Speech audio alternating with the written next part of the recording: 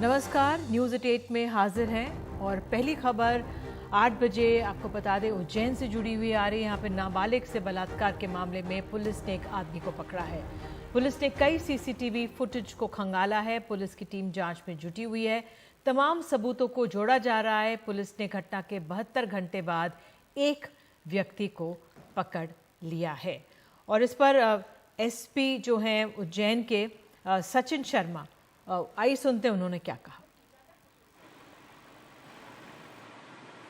खासकर 25 को जो घटना हुई थी उसके बाद हम लोगों ने एक 28 सदस्यीय एसआईटी गठित की थी, जिसने जितने भी शहर के आने जाने वाले मार्ग हैं, सार्वजनिक स्थल हैं, बस स्टैंड हैं, रेलवे स्टेशन हैं, उसमें जो टेक्निकल एविडेंस है उसमें जो कलेक्ट करना था उसके बेसिस पे हमने कुछ लोग ऐसे राउंड अप किए थे जो बच्ची से कहीं ना कहीं संपर्क में आए थे, कहीं ना कहीं उनकी बातचीत हुई थी। ये सभी लोगों से लगातार हम लोग पूछताछ कर रहे थे और जो सर्कमस्टेंशियल एविडेंस है उसको लिंक करने का प्रयास कर रहे थे। ऐसे में फिर हमको ऐसा व्यक्ति मिला जिसके द्वारा संभावित इस घटना को कारित किया गया है, क्योंकि अभी जो लीगल कार्रवाई है, खासकर जो प्रक्रिया लिखा पढ़ी या ड्राफ्टिंग वाली चलती है वो चल रही है। तो एक ही व्यक्ति है जो जिम्मेदार है इस घटना के लिए? जी, इसमें अभी तक हम लोगों ने जो पूछताछ के लिए राउंड अप किए थे वो 6 थे, पर जिस एक व्यक्ति की संलिप्तता खासकर घटना दिनांक, घटना समय, घटना स्थल और पाई गई है वो एक ही है अभी तक। और अब अनुराग द्वारी हमारे सहयोगी और जानकारी दे रहे हैं इस पर। देखिए, उज्जैन के मामले में आरोपी को पकड़ने में पुलिस को 72 घंटे से भी ज़्यादा का वक्त लग गया। पुलिस का कहना था कि उसने 5 टीमें बनाई थी और लगभग 72 घंटे से ज़्यादा का फुटेज भी उसके पास, सीसीटीवी फुटेज भी था जिसको खंगालने के लिए सारी टीमें लगी हुई थी। और आज दोपहर के आसपास उसे पकड़ा गया। ये भी एक ऑटो चालक है। दरअसल 5 ऑटो चालकों को पुलिस ने पूछताछ के लिए हिरासत में लिया था और उनसे लंबी पूछताछ हुई। पुलिस बार बार कह रही थी जो सबूत हैं उनको खंगालने हैं, फॉरेंसिक को खंगालना है। ये भी एक ऑटो ड्राइवर ही है और जीवनखेड़ी इलाके में रहता है। और जब पुलिस इसको लेकर के उस जगह पर गई, घटनास्थल के पास गई, तो इसने पुलिस की गिरफ्त से भागने की कोशिश की और उसी दौड़ भाग में ये जाकर गिरा है सीमेंटेड रोड के पास जो डिवाइडर होता है और उसमें गिरकर ये घायल हुआ है। इसके पैर में चोट लगी है। उसको पकड़ने के लिए 2 पुलिस वाले उसके पीछे दौड़े थे, उनको भी चोट आई है और इसके बाद पुलिस ने इसे गिरफ्तार किया है। जो बच्ची थी वो भी मध्य प्रदेश की ही एक दूसरे जिले की थी। पहले पुलिस को लग रहा था कि ये पड़ोसी उत्तर प्रदेश से आई है, लेकिन अब पता लगा है कि वो पड़ोस के ही जो उत्तर प्रदेश की सीमा से लगा हुआ मध्य प्रदेश का एक जिला है वहाँ की रहने वाली है। दरअसल इसकी माँ बचपन में ही घर छोड़कर चली गई थी और इनके पिता हैं वो भी थोड़ा मानसिक रूप से परेशान है। तो दादा हैं, वृद्ध हैं और एक बड़ा भाई है। ये 8वीं में पढ़ती है। परीक्षा देने के लिए घर से निकली थी और जब ये उज्जैन पहुंची है तो 5 अलग अलग सीसीटीवी फुटेज में 5 अलग अलग ऑटो ड्राइवर के साथ अलग अलग वक्त में बात करती देखी गई थी और इसीलिए इन ऑटो ड्राइवरों को पूछताछ के लिए लिया गया था। लेकिन इस शख्स को जब हिरासत में लेकर के इसे सख्त तौर पर पूछताछ की गई तो उसने अपने जो ऊपर आरोप लगे या जो मामला है उसमें अपने संलिप्तता की बात कही और इसके बाद इसको गिरफ्तार किया गया है। तो बहुत एक पेचीदा सा मामला जो लग रहा था और बच्ची की हालत भी अस्पताल में इंदौर में भर्ती है। उसकी एक सर्जरी हुई है, अभी भी उसकी हालत आईसीयू से बाहर आ गई, लेकिन इन्फेक्शन है तो उसके स्वास्थ्य की तरफ भी ध्यान देने की जरूरत है। एसआईटी गठित की गई थी और उसके बाद इस आरोपी को गिरफ्तार किया गया है। और आइए सुनते हैं मुख्यमंत्री शिवराज सिंह चौहान का क्या कहना है इस पर। पकड़ने में वो घायल भी हुआ है, उसको कठोरतम दंड दिया जाएगा। हम कसर नहीं छोड़ेंगे अपराधी को कड़ी सजा दिलाने में। मैं लगातार हर घंटे स्थिति पता कर रहा था। इस तरह के अपराधी समाज में रहने के लायक नहीं है, काबिल नहीं है। उसने मध्य प्रदेश की आत्मा को घायल किया, लेकिन ऐसे अपराधी को कठोरतम दंड मिले, इसमें कोई कसर नहीं रहेगी। वो मेरी बेटी है, मध्य प्रदेश की बेटी है, मैं चिंता करूंगा। और आइए सुनते हैं कि आचार्य राहुल शर्मा जिन्होंने इस लड़की को शरण दी, उसकी मदद की आखिरकार, जब इतने सारे लोगों ने किसी ने मदद नहीं की थी, उनसे हमने बात की थी, उस बातचीत का एक अंश और समाज पर क्या बोला है राहुल शर्मा ने, आइए सुनते हैं।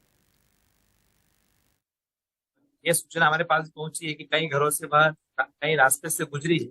हजारों घर उसने पार किए, कई होटलें, कई सार्वजनिक स्थान उसने पार किए, लेकिन किसी ने उसकी मदद नहीं की।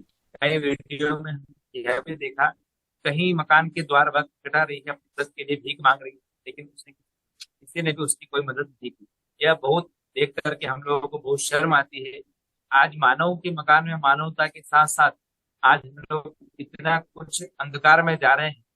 आज हमारे देश की बहन, हमारे बेटी आज घर घर ठोकरें खा रही है ऐसी अवस्था में, जो कि हम अपनी आंखों से उसे देख भी नहीं सकते हैं। मैंने मेरी आंखों से देखा, मैं बिल्कुल स्तब्ध रह गया। मुझे बहुत इमरजेंसी मीटिंग में जाना था, लेकिन मैंने सारे कार्य को रोक दिया और तुरंत ही मैंने उसकी सेवा की। यह बहुत शर्म की बात है कि जिन लोगों ने उसको उतारा, उन लोगों को ऐसा नहीं करना चाहिए। मानव योनि में जन्म लेकर सनातन संस्कृति में वो लोग पल रहे हैं, बड़े हो रहे हैं, भगवान महाकाल की पावन नगरी में रह रहे हैं। ऐसा करने पर भी उन लोगों को ऐसा उनको नहीं करना चाहिए और उन लोगों को इस के ऊपर ध्यान देना चाहिए, क्योंकि कई बालिकाएं, कई परिवार भगवान महाकाल के भरोसे, भगवान महाकाल की भक्ति की धारा में बहते हुए इस जन समुदाय में, उज्जैन में रहने वाले लोगों के ऊपर विश्वास करके, यहाँ के पुलिस प्रशासन के ऊपर विश्वास करके लोग यहाँ तक पहुंचते हैं। जिन लोगों ने ऐसा एक निंद्य कर्म किया है, उनको भी सजा मिलना चाहिए और जिन लोगों ने बालिका को दुत्कारा है, उन लोगों को ध्यान रखना चाहिए कि हम लोगों को ऐसा कभी नहीं करना चाहिए। हम लोग मानव योनि में रह रहे हैं, हमें बिल्कुल ही एक दूसरे का सहयोग करना चाहिए। और उत्तर प्रदेश के संभल से मुजफ्फरनगर जैसा मामला सामने आया है। यहाँ एक टीचर ने एक छात्र को थप्पड़ मारने के लिए दूसरे छात्र को कहा। वजह ये थी कि छात्र शिक्षक के सवाल का जवाब नहीं दे पाया था। पुलिस ने आरोपी टीचर को गिरफ्तार कर लिया है। पीड़ित 5वीं कक्षा का छात्र।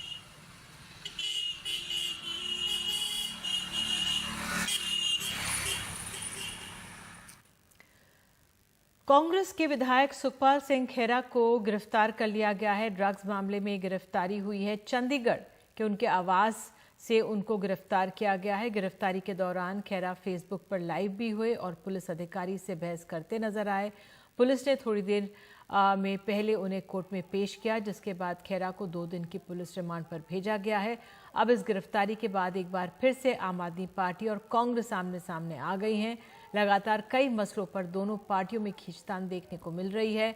ऐसे में इस गिरफ्तारी का असर विपक्षी गठबंधन इंडिया पर देखने को मिल सकता है।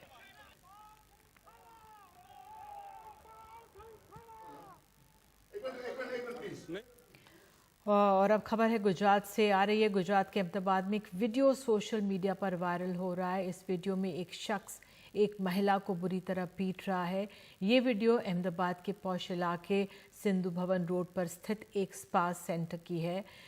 पीड़िता नागालैंड की रहने वाली है, जो स्पा सेंटर में काम करती है। 4 मिनट के इस वीडियो में साफ तौर पर देखा जा सकता है कि स्पा का मालिक महिला को, मोहसिन जिसका नाम है, बेरहमी से पीट रहा है। वीडियो वायरल होने के बाद पुलिस हरकत में आई और जो वोडकदेव पुलिस स्टेशन में आईपीसी की विभिन्न धाराओं के तहत स्पा के मालिक के खिलाफ एफआईआर दर्ज की गई है। इसके बाद मालिक को पकड़ने के लिए पुलिस उसके घर गई, लेकिन परिवार वालों ने कहा कि वो बाहर गया है।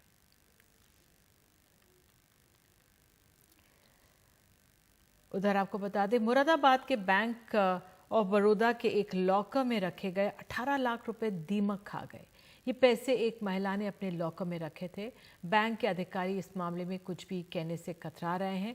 मुरादाबाद के आशियाना इलाके में रहने वाले अलका पाठक ने अपनी बेटी की शादी के लिए अक्टूबर 2022 में जेवर के साथ 18 लाख रुपए भी लपेट कर रख दिए थे। बताया जा रहा है कि सोमवार को बैंक ने उन्हें केवाईसी अपडेट करने के लिए बुलाया। बैंक जाकर जब उन्होंने अपना लॉकर खोला तो उनके होश उड़ गए। काली पन्नी में रखे उनके पैसे, नोट, दीमक जो थे खा गए।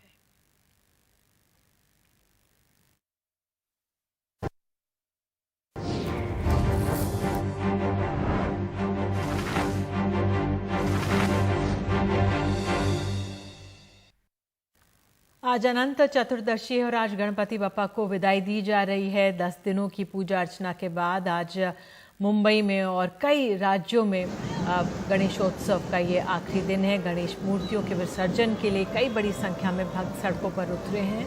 इस दौरान सुरक्षा के खास इंतजाम आप देख सकते हैं। मुंबई पुलिस के कई अधिकारी और हजारों जवान सुरक्षा व्यवस्था की जिम्मेदारी संभाल रहे हैं। सीसीटीवी और ड्रोन से भी लोगों पर नजर रखी जा रही है। हजारों की तादाद में लोग इसमें शामिल हैं और जानकारी दे रहे हैं हमारे सहयोगी सुनील सिंह।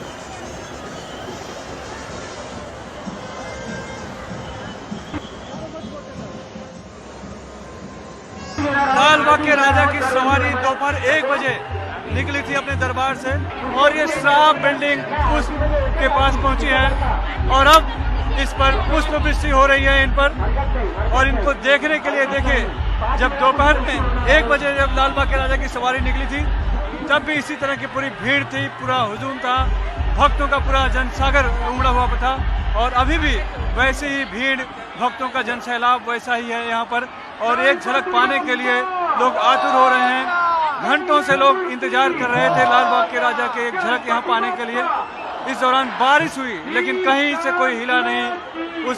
हम चाहे तो उस श्राप बिल्डिंग के उस छत को देखें तो देखिए किस तरह से भीड़ वहाँ पर है।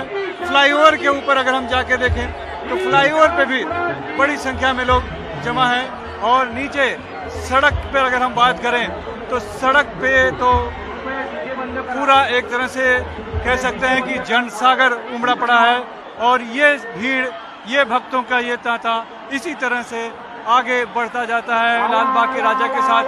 मन्नतों के राजा लालबाग, मन्नतों के राजा, एक बार फिर से यहाँ पे पुष्पवृष्टि होगी। देखिए लालबाग के राजा पर एक बार फिर से पुष्पवृष्टि होगी और ये जनसैलाब जो है जिस आस्था से 10 दिनों तक पूजा अर्चना करता है, ठीक उसी आस्था और उसी भाव से अब उनको विदाई भी दी जा रही है। और ये जो है भीड़ देखने के लिए, लोगों का जो भीड़ है बप्पा को वो देखने के लिए एक तरफ से टूटी पड़ी हुई है और इस दौरान कड़ी सुरक्षा व्यवस्था भी की गई है। और भीड़ अगर देखेंगे तो कितनी बड़ी संख्या में लोग उमड़े पड़े हैं इनका स्वागत करने के लिए, दर्शन लेने के लिए।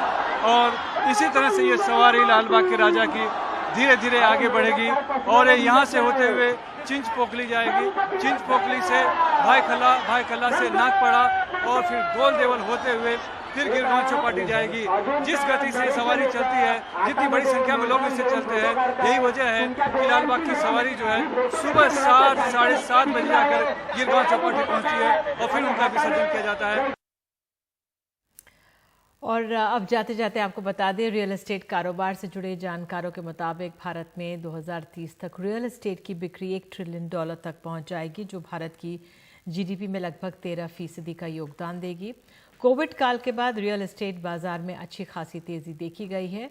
इस सेक्टर में विकास की संभावनाओं को परखने के लिए एनडीटीवी दिन भर का एक कॉन्क्लेव शुक्रवार 29 सितंबर को आयोजित कर रहा है, जहां पर हम आगे की राह को परखने के लिए कारोबार के जाने माने दिग्गज, केंद्रीय मंत्री और कई स्टेक होल्डर से बात कर समझने की कोशिश करेंगे कि आपके घर का सपना कितना साकार हो सकता है।